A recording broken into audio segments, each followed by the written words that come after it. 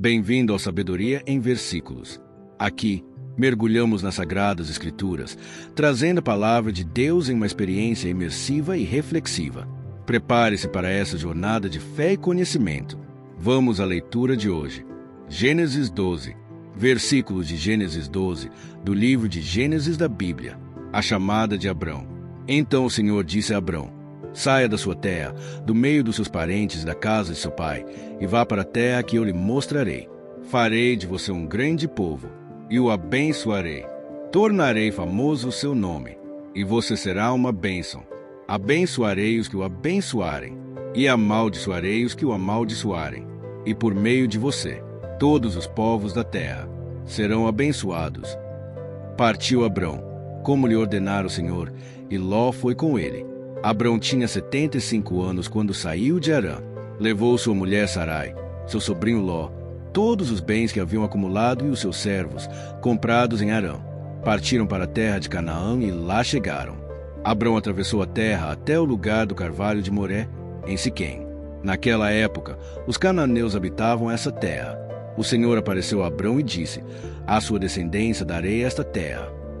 Abrão construiu ali um altar dedicado ao Senhor, que lhe havia aparecido.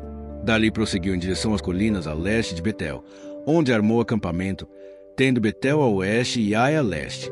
Construiu ali um altar dedicado ao Senhor, e invocou o nome do Senhor. Depois Abrão partiu e prosseguiu em direção ao Neguebe. Abrão no Egito.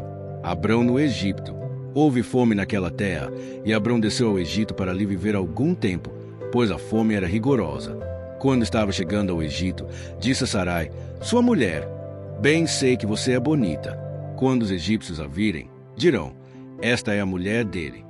E me matarão, mas deixarão você viva.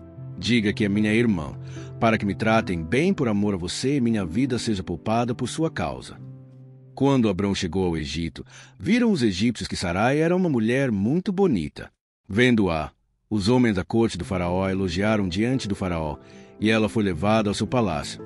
Ele tratou bem a Abrão por causa dela, e Abrão recebeu ovelhas e bois, jumentos e jumentas, servos e servas, e camelôs.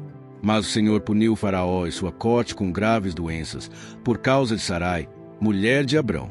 Por isso o faraó mandou chamar Abrão e disse: o que você fez comigo? Por que não me falou que ela era sua mulher? Porque disse que era sua irmã. Foi por isso que eu a tomei para ser minha mulher. Aí está a sua mulher. Tome-a e vá. A seguir o faraó deu ordens para que providenciassem o necessário para que Abrão partisse com sua mulher e com tudo o que possuía. Gênesis 13. Versículos de Gênesis 13, do livro de Gênesis da Bíblia. Abrão e Ló separam-se. Saiu, pois, Abrão do Egito e foi para o Neguebe, com sua mulher e com tudo que possuía. E Ló foi com ele. Abrão tinha enriquecido muito, tanto em gado como em prata e ouro. Ele partiu do Neguebe em direção a Betel, indo de um lugar a outro, até que chegou ao lugar entre Betel e Ai, onde já havia armado acampamento anteriormente, e onde, pela primeira vez, tinha construído um altar. Ali Abrão invocou o nome do Senhor. Ló, que acompanhava Abrão, também possuía rebanhos e tendas. E não podiam morar os dois juntos na mesma região, porque possuíam tantos bens que a terra não podia sustentá-los. Por isso surgiu uma desavença entre os pastores dos rebanhos de Abrão e os de Ló. Nessa época, os cananeus e os ferezeus habitavam aquela terra. Então Abrão disse a Ló: não haja desavença entre mim e você, ou entre os seus pastores e os meus, afinal somos irmãos. Aí está a terra inteira diante de você. Vamos separar-nos. Se você for para a esquerda, irei para a direita. Se for para a direita, irei para a esquerda. Olhou então Ló e viu todo o vale do Jordão, todo ele bem irrigado, até Zoar. Era como o jardim do Senhor, como a terra do Egito. Isto se deu antes de o Senhor destruir Sodoma e Gomorra. Ló escolheu todo o vale do Jordão e partiu em direção ao leste. Assim os dois se separaram. Abrão ficou na terra de Canaã, mas Ló mudou seu acampamento para um lugar próximo a Sodoma, entre as cidades do vale. Ora, os homens de Sodoma eram extremamente perversos e pecadores contra o Senhor. Disse o Senhor a Abrão, depois que Ló separou-se dele: de onde você está? Olhe para o norte, para o sul, para o leste e para o oeste. Toda a terra que você está vendo darei a você e à sua descendência para sempre. Tornarei a sua descendência tão numerosa como o pó da terra. Se for possível contar o pó da terra, também se poderá contar a sua descendência. Percorra esta terra de alto a baixo, de um lado a outro, porque eu a darei a você.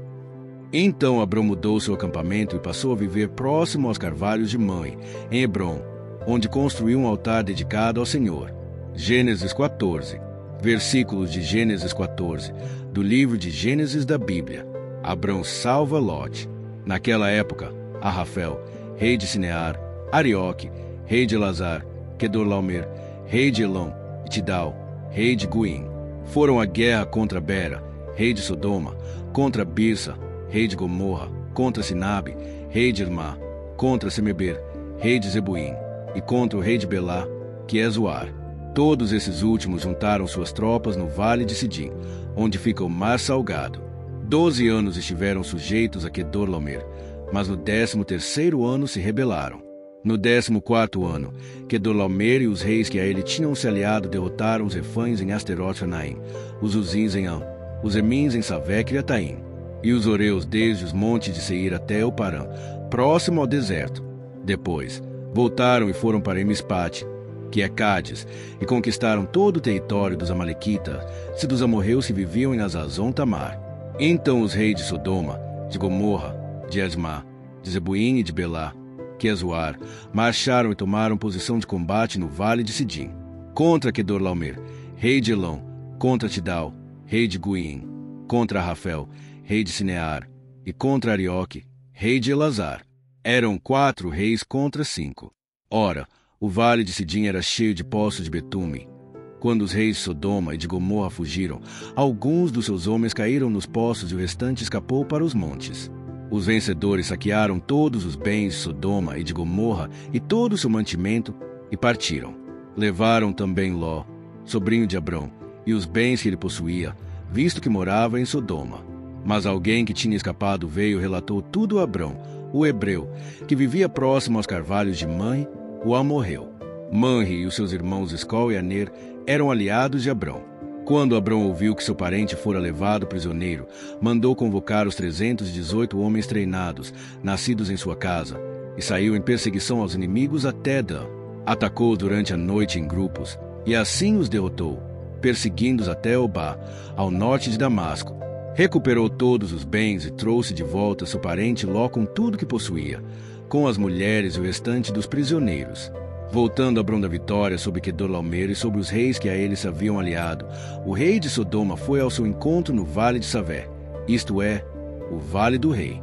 Então Melquisedeque, rei de Salém e sacerdote do Deus Altíssimo, trouxe pão e vinho, e abençoou Abrão, dizendo: Bendito seja Abrão, pelo Deus Altíssimo, Criador dos céus e da terra, e bendito seja o Deus Altíssimo, que entregou seus inimigos em suas mãos. E Abrão lhe deu o dízimo de tudo. O rei de Sodoma disse a Abrão: Dê-me as pessoas, pode ficar com os bens. Mas Abrão respondeu ao rei de Sodoma, de mãos levantadas ao Senhor, o Deus Altíssimo, Criador dos céus e da terra, juro, que não aceitarei nada do que pertence a você, nem mesmo um cordão ou uma correia de sandália, para que você jamais venha dizer: Eu enriqueci Abrão. Nada aceitarei, a não ser que os meus servos comeram e a porção pertencente a Ner, Escol e Mamre, os quais me acompanharam, que eles recebam a sua porção.